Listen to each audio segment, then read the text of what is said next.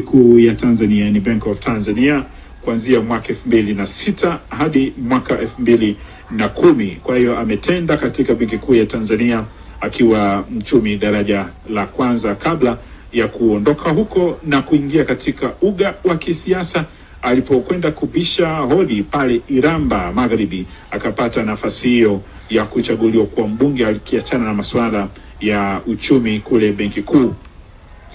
Uzoefu wake wa kisiasa umetandawa katika njia nyingi. Tunaweza kupitia walau kuendelea kumfahamu ni nani huyu ambaye Rais Samia Suluhu Hassan amempendekeza kuwa waziri mkuu wa Jamhuri ya Muungano wa Tanzania. Kama ndo kwanza unamfuatilia, Mwigulu Nchemba hajaanza leo. Tangu alipoingia bungeni mwaka 2010 alipata nafasi ya kiuongozi, kufanya katika nchi ya Tanzania, na tangu mwaka 2010 akiwa mbunge, akarejea mwaka 2015 mbunge wa Bunge la Jamhuri ya Muungano wa Tanzania mpaka wakati huu tunapozungumza, lakini amepata kuwa mjumbe wa kamati ya uchumi na fedha mwaka 2010 hadi mwaka 2012, lakini pia alipata kuwa mjumbe wa kamati ya bajeti ya Bunge la Jamhuri ya Muungano wa Tanzania kuanzia mwaka 2012 hadi mwaka 2013.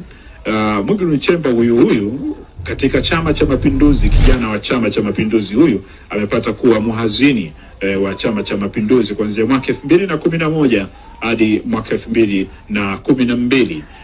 Pia amepata kuwa naibu katibu mkuu wa Chama cha Mapinduzi, inakumbuka ule mwaka 2012 hadi mwaka 2015. Kwa hiyo unaweza kutazama kwamba katika utendaji wake amekuwa akiaminiwa kwenye maeneo mbalimbali ndani ya chama, lakini pia ndani ya bunge na serikali kwa ujumla. Kutoka kuwa naibu katibu mkuu wa Chama cha Mapinduzi mwaka 2012 hadi mwaka 2015, akarejea bungeni tumeshasema 2015 mpaka mwaka 2020. Lakini Mwigulu Nchemba huyu pia amepata kuwa waziri wa kilimo, mifugo na uvuvi mwaka 2016 hadi mwaka 2016. Ilikuwa ni kipindi kifupi tu alifanya kazi hiyo katika wizara ya kilimo, mifugo na uvuvi.